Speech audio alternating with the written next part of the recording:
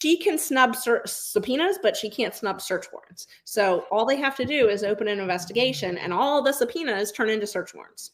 Right. And now people in our chat are talking about immunity. She doesn't have immunity for crimes, right? She does not have immunity. Ashley, could you talk about that a little bit?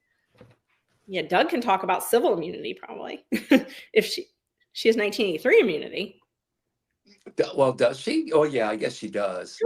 For civil, like for being sued for financial things, she has immunity for acts that happen in court. So the only thing that she doesn't have immunity for is things that if she's taking on like a police function. So if she does an investigation or something like that where she's operating outside of the court, she could still have civil liability. But she does not have any criminal immunity, none at all.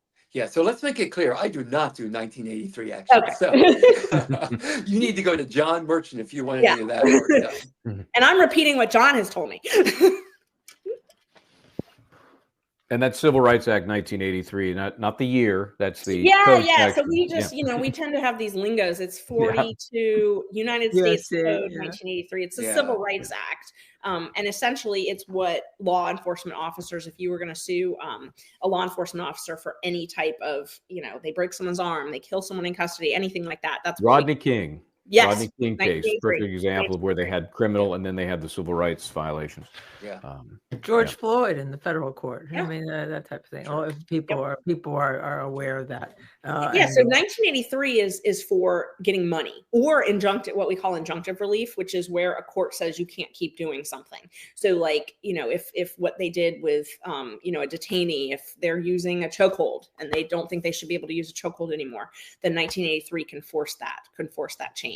But then there's also the civil rights violations, which can be criminal, but that's something different. She doesn't have immunity for any of the criminal stuff. Right. She didn't get a pardon.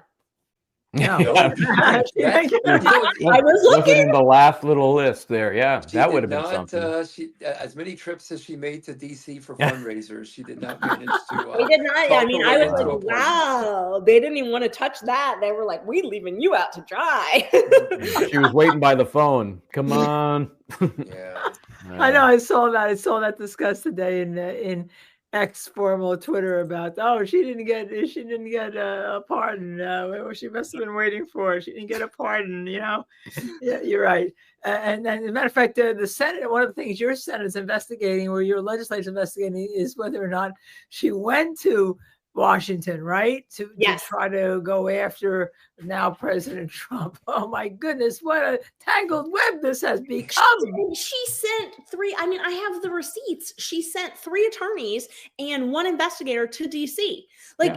She didn't want us to know about it, but we found it on Nathan Wade's, on his billing detail, right? He bills 8 hours at the White House. Then